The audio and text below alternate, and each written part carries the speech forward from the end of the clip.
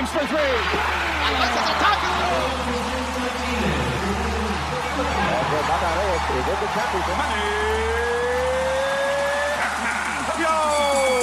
Puso at Lakas, Sports sa Pinas.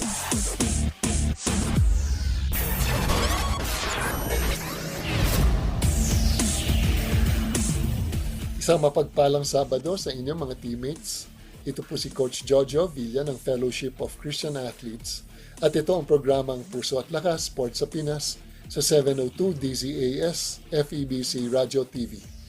Welcome sa mga teammates natin na madalas makinig sa atin via DWAY 104.3 FM K Radio sa Bicol, sa DXFE 1197 The Good News Radio sa Davao Region, sa DZRK 106.3 FM Radyo Kapit Bisig sa Palawan, sa DXAS 1116 Your Community Radio sa Zamboanga. Tayo rin po yung napapakinggan via online streaming sa Facebook page natin sa Puso at Lakas Sports sa Pinas, sa FEBC 702 DZAS o kaya sa febc.ph. Greetings po sa mga ating mga kaagapay na madalas makinig sa atin, si Ben and Maricar Loriaga, Nora Cancela, Faustina Habla, Coach Glendino Gopez, Lordan Molion, Aaron Ray Gacho, and Edwin Villesa. Sa pagbabalik ng Puso at Lakas, our guest is a table tennis player and she loves table tennis. Sa pagbabalik ng Puso at Lakas. Puso at Lakas, Sports sa Pinas. Psst! Hoy! Andito ka na naman? Umalis ka nga! Alis! Sir, titinda lang naman ho. Pinayagan din naman ho ako ng guard ng subdivision basta hindi naman ako papasok sa loob. Dito lang naman ho ako sa labas. Wala akong pakialam. Nakakasira ka ng araw eh. Sir, wag naman ho yung mga paninda ko. Kabuhayan ko po yan eh, sir. Mabuti nga yan. Kung wala ka ng paninda, hindi ka na babalik dito.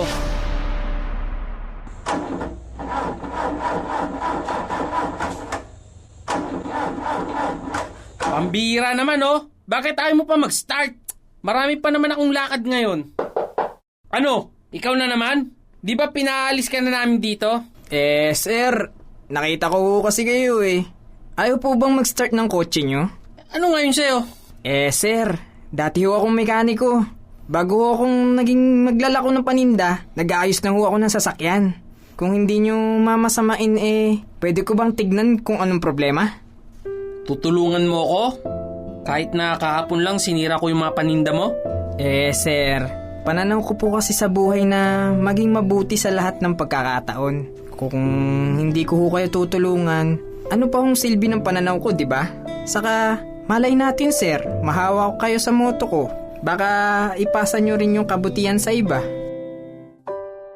Ang pagiging mabuti ay isang desisyon na dapat nating piliin sa lahat ng pagkakataon sa ating buhay. Paalala nga ng salita ng Diyos sa Kawikaan 3, talata 3. Pananalig at katapatay huwag mong tatalikuran, ikwintas sa iyong leeg at itanim sa isipan. Sumasahing papawid mula sa Maynila. Ito ang Far East Broadcasting Company Philippines. FEBC Himpilang 702 DZAS. Agapay ng Sambayanan. Pusong kampyon. Siya na nga, luha at galak. Mga sikreto ng marubdog na ensayo at pagtatagumpay sa larangan ng sports. Pusong kampyon. Magandang hapon mga kaagapay. Our guest is from the city of Cavite. Hindi ko nga alam kung anong tawag sa syudad na Cavite. Mamaya tatanong ko sa kanya. And she's a table tennis player. Dati ang tawag doon ping-pong, no? Pero Yes. mas maganda, at least yung talagang tawag doon. Sa competition, sa international or national competitions, it's called table tennis. Let's all welcome Christine Fodra. Hi, Christine. Good evening, Kuya. Thank you so much for this privilege po to be able na nandito po ako ngayong hapon kasama po kayo. Nako, it's my honor, no? For you to be our guest. And, talang, ilan na ba naging guest kong mga table tennis players, no? Na mga Christians? Siguro mga maybe 10 years na kami, no? So, Wow. sa isang taon, na-interview namin mga 48 plus, no? Imagine, na interview ko lang is baka five table tennis players and coaches, no? Christine, paano ba nag-umpisa ang love mo dito sa table tennis? Napakagandang question. Well, honestly po, I think high school po ako noon. Sa probinsya ko kung saan po talaga ako pinanganak, actually born and raised from Samar, Katarman, Northern Samar. So, yung street namin, lahat ng mga ka-same age ko, nagtayo sila ng isang table tennis. At doon nagsimula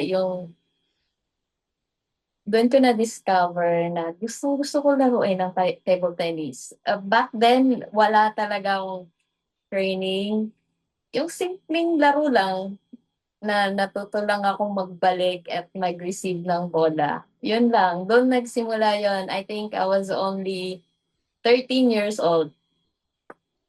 Yes.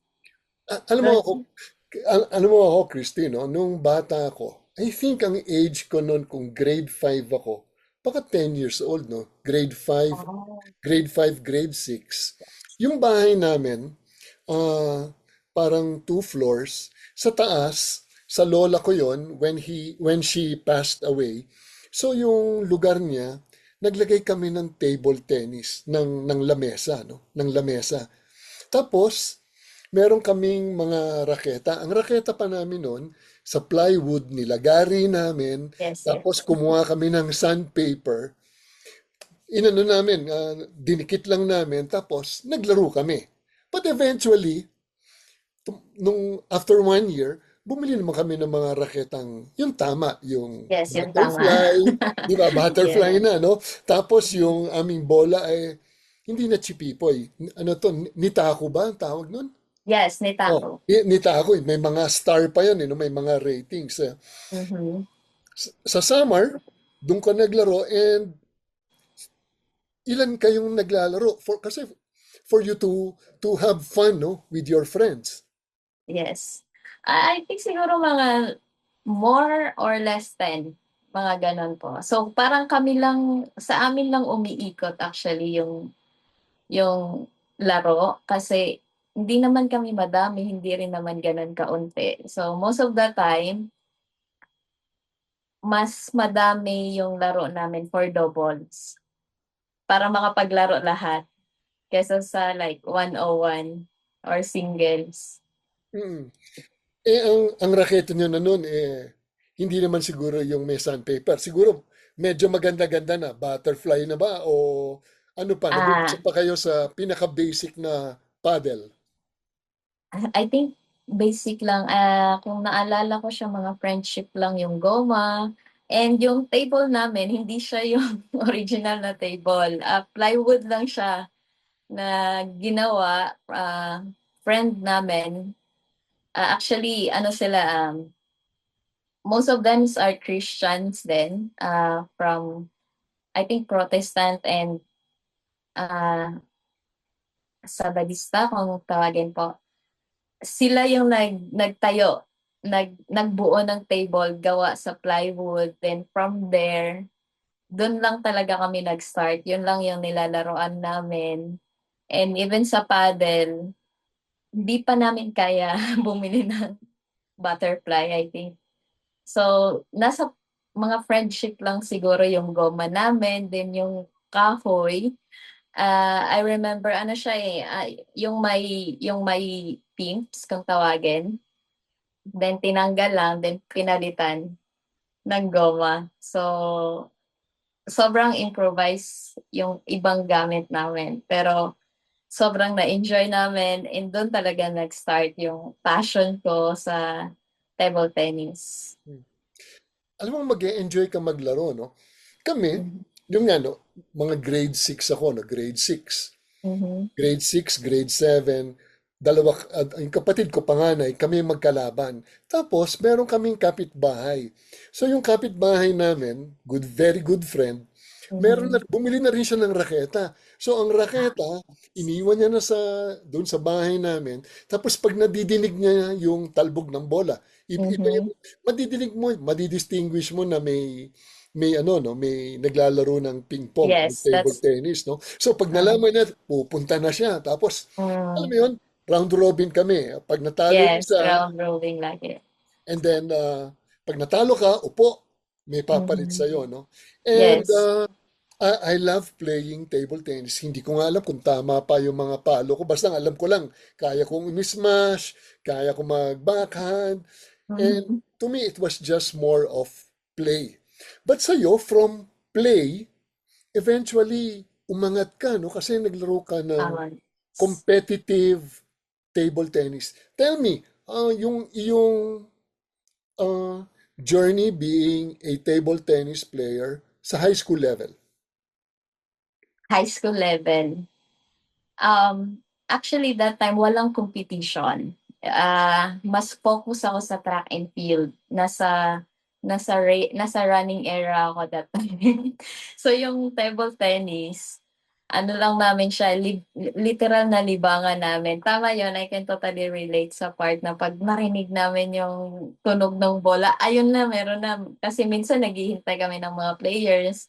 So pag narinig namin na meron ng sigawan or kaya yung tunog ng balikan ng bola, lalabas na. Usually kasi ang start ng laro namin, kasi tulog kami ng 1 or hanggang 2. So mga 3, like pag hindi na mainit, maglalaro. Kasi open lang din po yung pinaglalaroan namin, open space siya. So malilim lang siya dahil sa mga malalaking puno.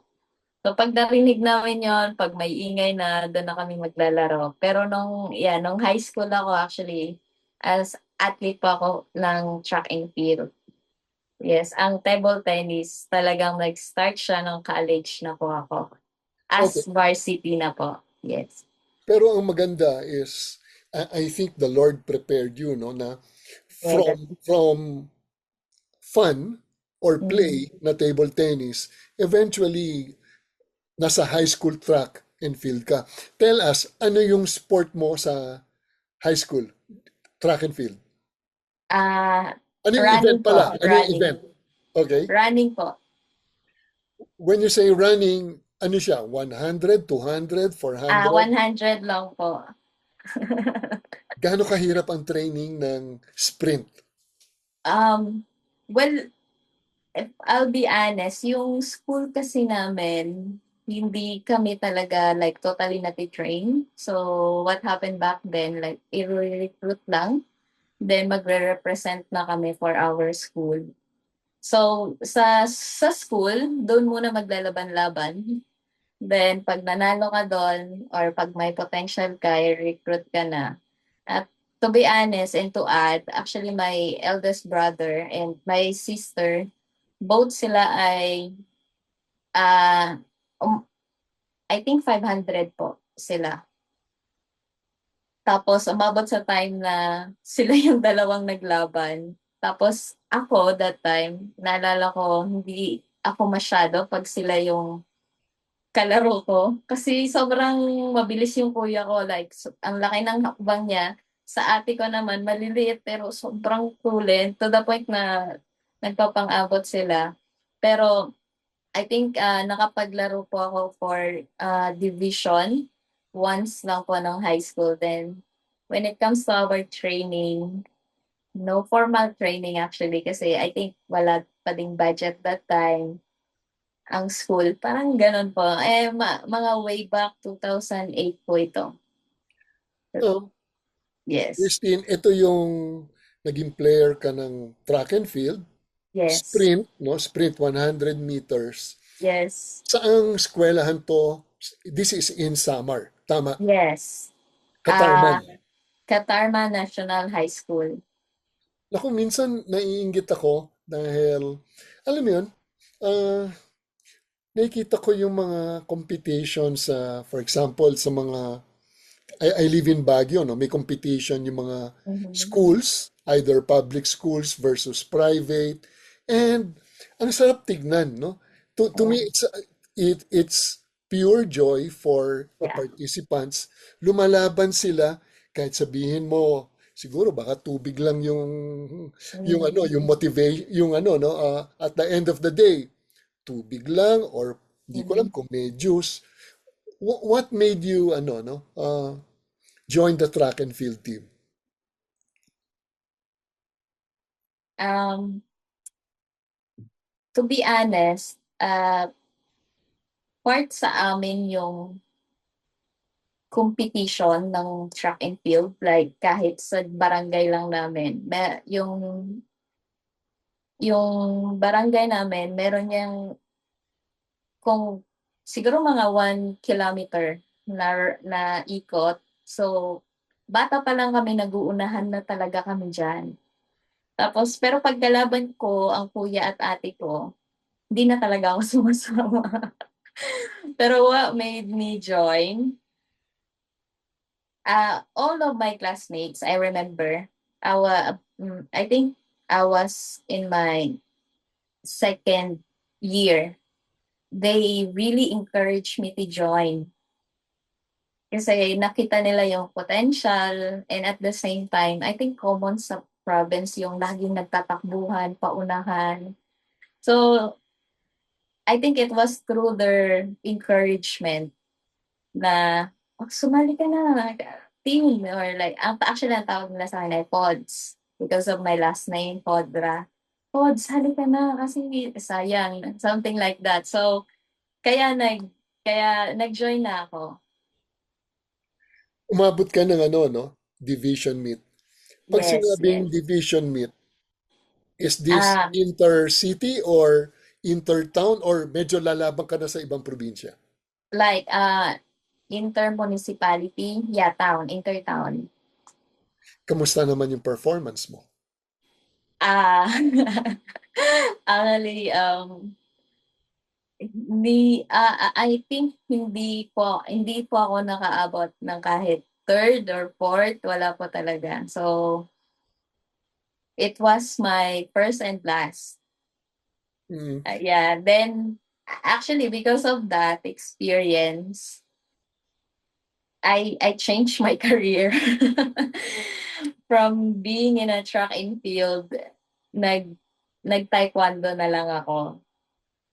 Yes. Wow. Kasi it was through that division that I realized na mas madami talagang magaling. I think we don't even have a formal training back then. So like pag na-recruit ka, then within your campus, kayo naglaban, probably you really have the potential na manalo. But when I met the other players from different schools, like, oh no. So, yes, naalala ko yun. And to add din, nagkaroon din po ako ng trauma actually sa track and field. Before our game, it was my kuya's game. And I can still like vividly remember kung paano nagkaroon ng like inipit siya ng dalawang player. So nasa gitna siya to the point na sa bilis niyang tumakbo, talagang nasubsob siya. So, yeah, talagang natakot na din ako that time. Hindi na ako umulit ng track and field. You think, Christina, with siguro formal training, no, with a good coach, tingin Yeah. mo matatalo mo yung pwede kang umabot ng maybe nasa medal round kasi sinabi mo nga na una sa town yung mahilig tumakbo. So at an early Yes. age may advantage na no na Yes. tumatakbo kayo. Pangalawa, Mhm. meron kayong track na 1 kilometer tapos with your Mhm. friends you run no you run. Tingin mo kung Yes. formal training baka mas malayo ang inabot mo? Yes, I think sobrang malaking help siya, especially kung may potential. Like, I mean, a lot of people that surrounds me, na-witness po nila yung potential. So, that's why it made me decide na din na mag-join because, I received those encouragement from them because of that potential. So, kung may formal na training, talagang nakatulong siya.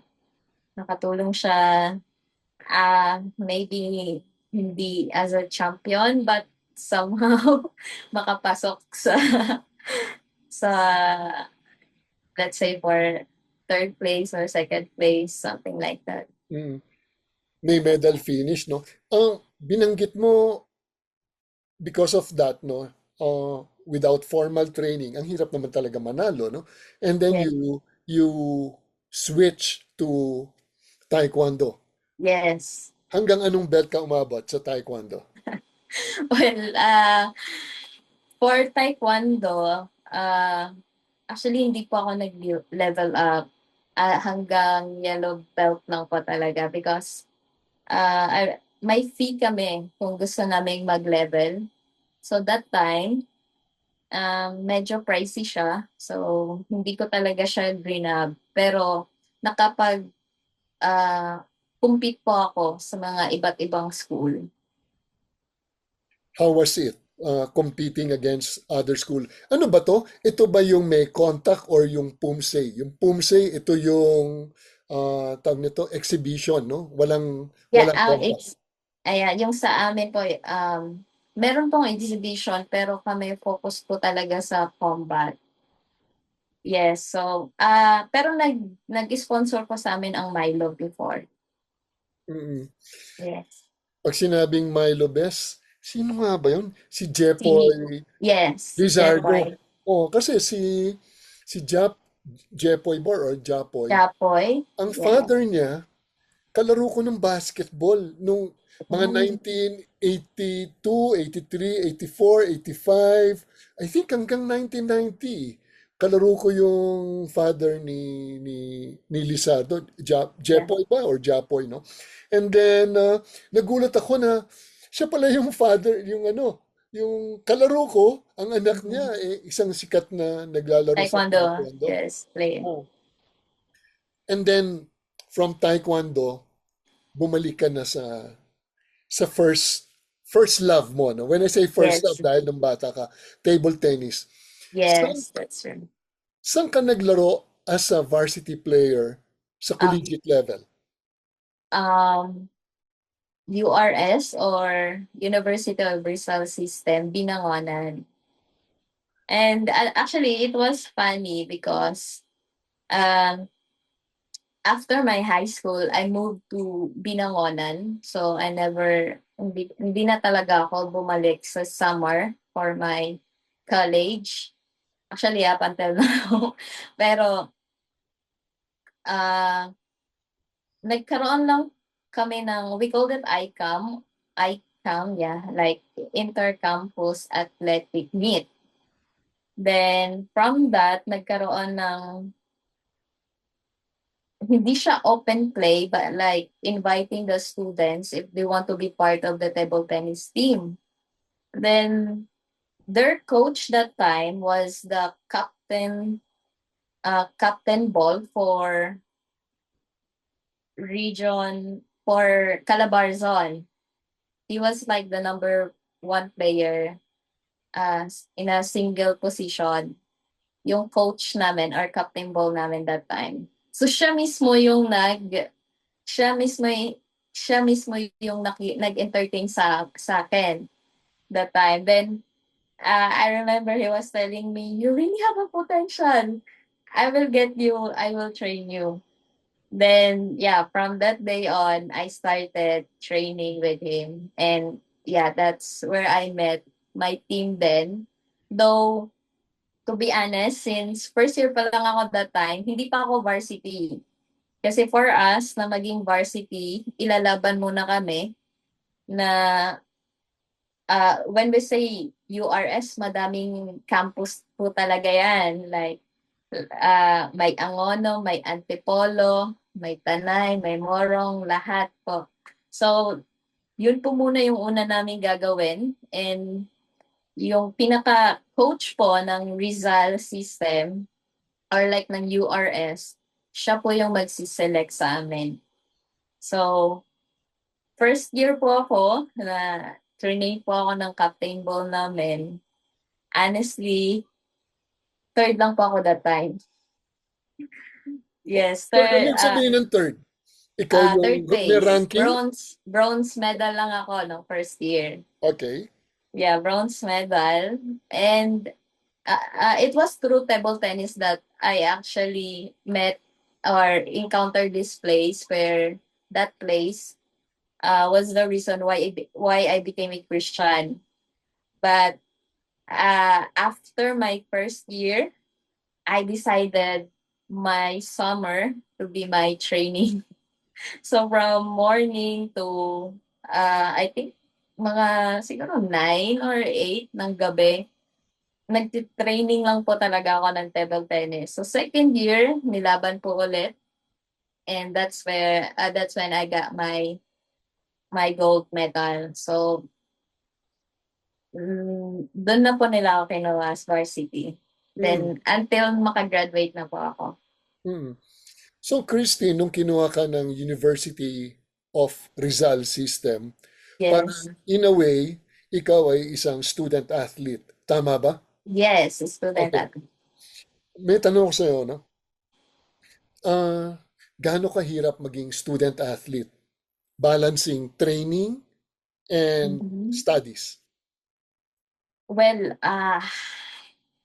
it was very hard, to be honest, because balancing academics and athletics can be very challenging at times. I remember one experience during a lock-in training when I returned to school on the exact day of an examination. And under under one of the talagang sobrang strict na professor in our university.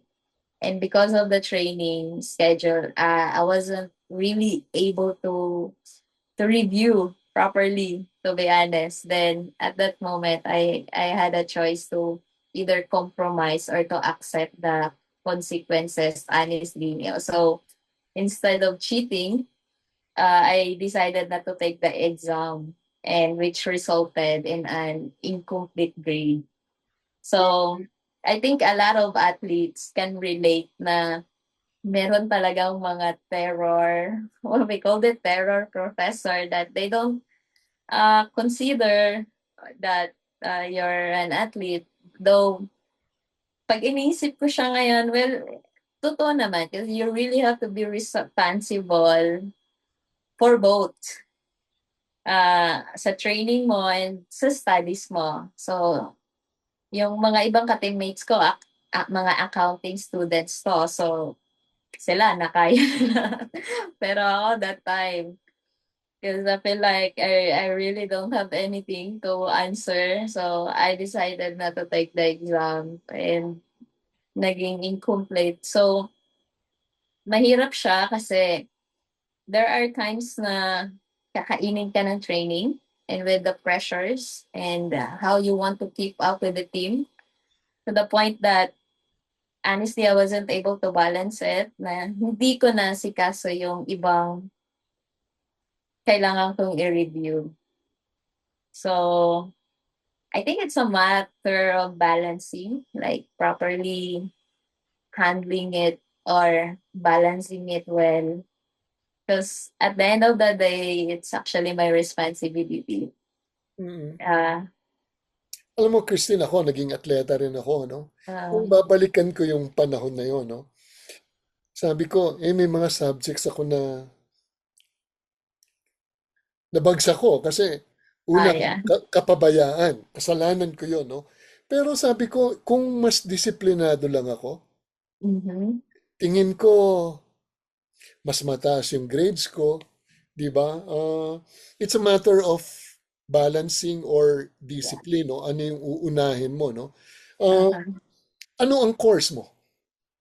Yung Human Resource Development Management, DSDA. Okay. So, hindi ka pumasok dahil, syempre, ano naman ang isasagot mo kung hindi ka Ano nag-review? nga naman, isusulat ko. So, yeah. Mahirap naman between an incomplete and failing grade. I'd rather choose incomplete. Ginawa ko rin yun, huwag ka mag-alala. Hindi ako pumasok sa klase dahil sabi ko kung pumasok ako dito, ano lang, papawisan lang ako ng malapot. So, Yeah. instead, what makes a good athlete sa'yo? What makes a good athlete for me? Of course, I think unang-una, you play not because you want um you want to be famous, but because it is your passion. At the same time, uh, you play with integrity. Yeah, I mean, a lot of times it's not all about winning. There are times that it's about the journey, you know. Mm. And lastly, how you can make a platform in that season of yours. Let's say I remember when I was back then, nung naglalaro pa po ako, then meron kaming mga lock-in training, or most of the time parang yung buhay ko sila lang talaga po yung kasama ko. As in, parang wala na. Then, it was really okay for me kasi mahal na mahal ko maglaro, and I'm really in love playing table tennis. But it became a platform for me to the point where not literally that I'm always like sharing the gospel to them, but we started our day with a devotion. A lot of times we always or like encourage each one, not only our team, but even the other teams. To the point na naging pamilya mo na sila, especially during our lock-in trainings. Nakakulong kami sa isang dorm, and itong school, dito lang kami maglalaro. Kung lalabas kami ng campus, then we really have to ask permission sa coach namin or sa mga nakakataas. But yeah, it became a platform to the point that whatever you do, you play with integrity, with joy and peace in your heart, and at the same time, extending God's love and grace to them. And even to yourself, yeah, to myself. Because the training back then was really hard. Wala But naman yeah, it training became yata. a platform where I was able to extend God's grace and love. Mm. I think naman wala yatang training na madali, no? Unless ang Yeah, training mo pahabaan ng tulog. totoo Basta po. matutulog ka lang, no? Una mong binanggit passion, no? I think Yes. a person who is involved in sports, hindi ka maglalast Yes. kung walang passion, kung hindi Passion. mo gusto yung ginagawa mo kasi napipilitan ka, no? Yes. Napipilitan ka lang. Number two, binanggit mo integrity. Why is it important to play with integrity? Well, honestly, you know, sabi pa nga nila, di ba, makikilala mo ang isang Kristiyano sa pagdadrive or paglalaro. And I witness a lot of times how it's easy for other players to not only cheat, but like whenever they have the opportunity to, let's say, cheat, then they will do it, you know. But for me, we, there's no joy. Let's say manalo ka with the cheating issues. I don't think you can actually enjoy your uh you being the winner or the champion. So integrity for me is very important. That's where you play with your passion and love for the sports. That's for me lang po talaga. Kasi ang hirap naman kung tawag nito, nag-champion ka pero Yes. at the sa likod ng iyong ano, no, na at the back of your head, alam mo, nandaya ka. Ang Yeah. mabigat nun yung nalaman ng kalaban mo, Oh, nabukid yeah. ka na ikaw ay nandaya. Una, wala kang mukhang ihaharap, no, para kang Mhm. hinubara, no. Uh, in fact, there is no joy in winning something, especially if you cheated. Ano yan? Yes. It robs you of the joy, Yeah. and at the same time, it destroys Yes. yung You're. iyong pagkatao, no? Yung pagkatao. Yes. Christine, ang pangatlong binanggit mo, no, na you play because you are using this as a platform. Yes. Ang impression ko is you're doing this to glorify the Lord. Now, ang tanong ko dito, no, because you want to glorify the Lord, you want teammates, people that Christ be known. Kasi Mhm. siya lang ang tanging daan, no? I am the way, the truth, and the life. Jesus was speaking, no? What is your purpose during that time? And what is your purpose now? Ano yung tingin mo ang purpose na nilagay sa iyo ng Panginoon na hindi mo pa masyadong malinaw na malinaw, but ngayon, makikita mo na ito pala yung purpose ko kaya ginawa ko dati yon. Well, uh, I just want to go back with my answer then kanina. It was really a journey for me. Well, I became a Christian because of table tennis. And of course, before, I'll be honest, I really have this desire to be, the champion, the winner. And I remember I had this I had this championship game. And that time, yung laro namin sobrang dikit. I think umabot na kami ng 1-1, then 2-2, then last set na. Then ang score namin same din, sobrang dikit to the point na hindi ko na napapakinggan yung coach ko, hindi ko na napapakinggan yung sigaw ng mga tao. Ang daming nanonood nun. It was really a championship game. Then, whenever I serve and receive, I always pray to God. At the back of my head, I was like, Lord, help me to receive her service. Give me wisdom. Give me eyes that I can be able to see kung ano yung service niya or like read, something like that. So, yeah, it was a journey of me always uh, like nakasandal or I forgot the right word. Uh, Always asking for God's guidance in uh every tira na gagawin ko, either to serve, to receive, and during the rally. And wala na talaga po akong pakialam sa paligid. I was very preoccupied sa game lang. Then, yeah, hindi ako tumigil na mag-pray. And one thing that happened na hindi ko talaga makakalimutan, ginano na po ako ng coach ko, like, Fodra, like, ganun, Fodra. Yan, I think last, na po namin yun, last time out. Wala nang time out. Then, nasa juice na yung labanan. Then, yung standing is 2-2 na din. Fodra. And that was the only time na nakita ko yung coach ko at napakinggan ko yung sinabi niya. And through my coach, I was able to really understand kung ano yung dapat kong gawin. At ginawa ko po yun. Pero at the back of my head, I knew it was God's answer to those prayers.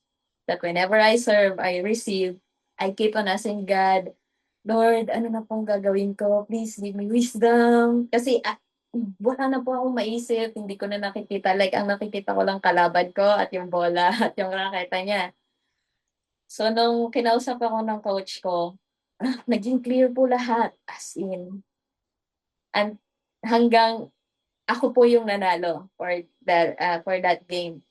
Then what I did, I think tumalon talaga po ako, tumalon ako. Thank you, Lord! Thank you, Lord!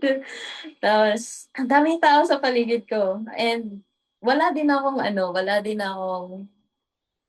I mean, I'm not after kung ano yung sasabihin nila sa akin, if I was OA or what, but I was really like thanking God after that game na, of course, all my teammates lumapit sila sa akin para i-congratulate ako or like, tawag doon, like, parang Victory. kargahin ganon. Oh, victory, victory, Yeah, carry. Oh, okay. yes, yeah, like that. Then, ako ang ginawa ko doon, thank you Lord, you're so good. Tapos, yeah, I understand that it was through my coach na siya yung ginamit ng Lord. So, nung mga panahon na yon, I really have this desire na talagang mag-champion. Not only because I'm representing my school, yours, but at the same time, for me to really encounter and witness God's journey, like how God is journey sa akin as an athlete. So,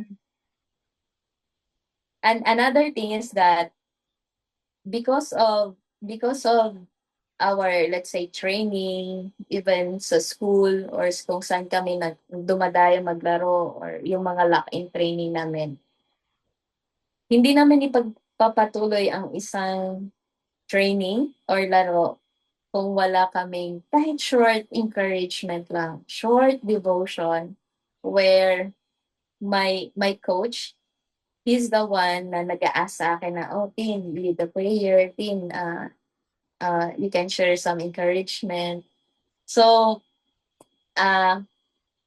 now, whenever I think of it, it was really a privilege. It was really a journey na kung saan God is always present, whatever season na meron ka.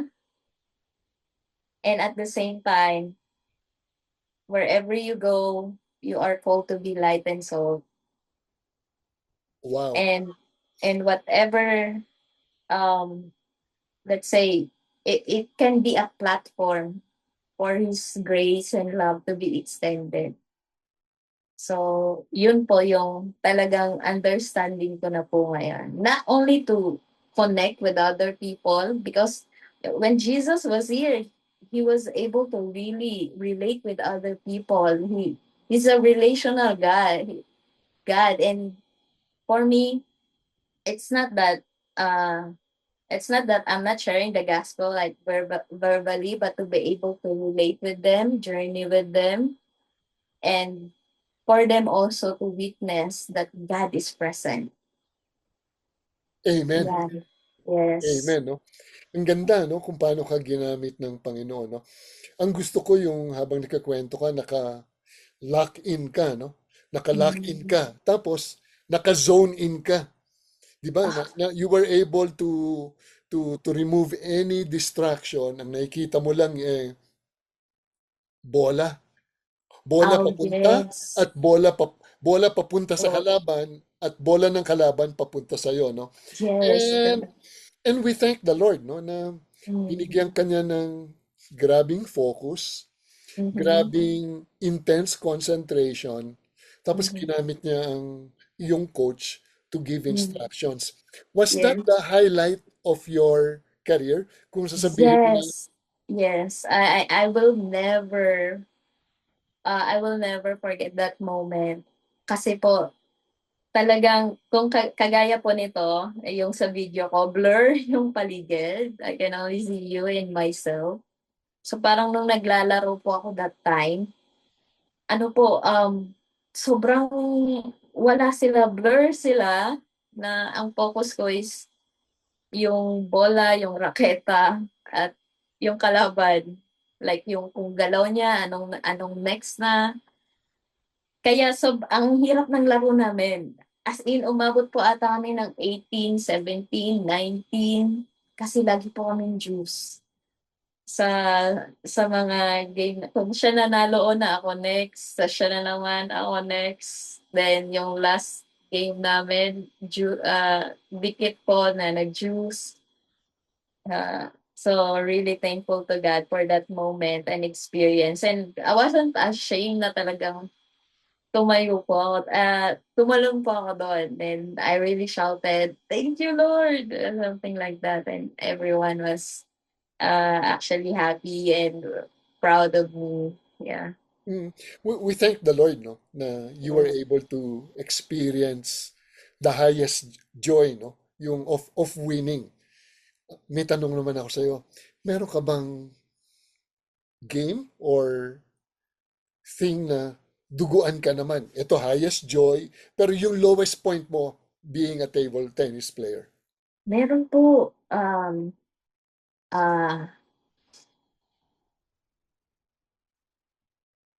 I think ano po namin yun, ito po ay squaa kung tawagin na, and it was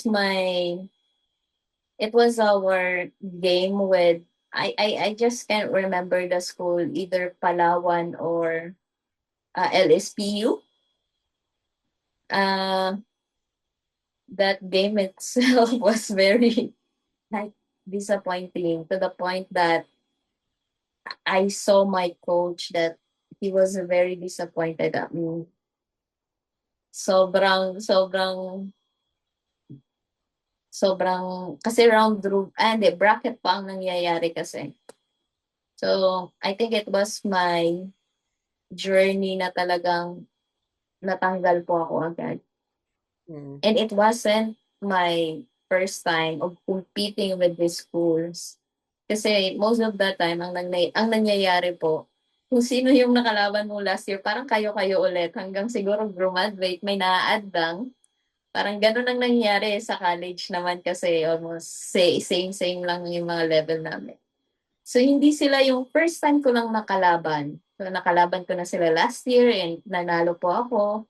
Then, itong year, talagang ako po ang term namin, naging turista po ako agad. I remember, Batangas po, sa Batsu. Yeah, naging turista po ako agad. And, Knockout, eliminated yes, ka agad. knockout po agad. And I was very disappointed sa sarili ko din. I feel like I didn't do my part to train myself aside from the training na meron kami. Kasi they're able to witness na I always want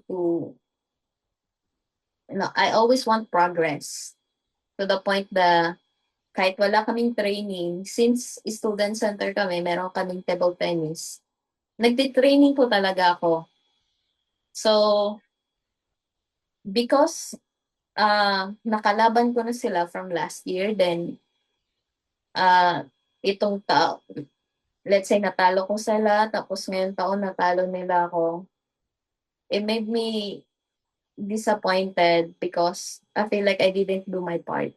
Na hindi ako nag-training, sila nag-training. Then, yeah, the fact na pag wala ka ng laro, ang tawag na sa'yo, turista ka na lang. Parang ganon. So, isa po yun sa sobrang na-disappoint po ako sa sarili ko. Ano siya, no? Lahat naman tayo, no? Hindi naman tayo laging magcha-champion, no? Unless Michael Jordan ka, no? Yung talagang one of the best athletes na talagang at the highest point na maintain niya because of discipline, perseverance, determination, and binigyan talaga siya ng God-given talent, no, si Michael Jordan. Yes. And binanggit mo, lesson learned dito is baka nagpabaya ka, no? Baka nag-relax ka. Kasi pag nag-champion ka nga, alam mo may kasabihan, no? Yung coach ko, ang ganda, I put it sa aking memory bank, success is intoxicating. Ulitin ko, success is intoxicating, especially kung wala kang humility. Na, when I say humility, na everything comes from the Lord. Yung talent mo, yung skill mo, yung training mo, lahat yon binigay ni Lord. So, sometimes, losses, it is not meant to destroy us, but it Yes. is meant to to cut us down to size, to see if am I playing for myself, or playing for the people, or am I playing for the Lord, no? Yes, that's it.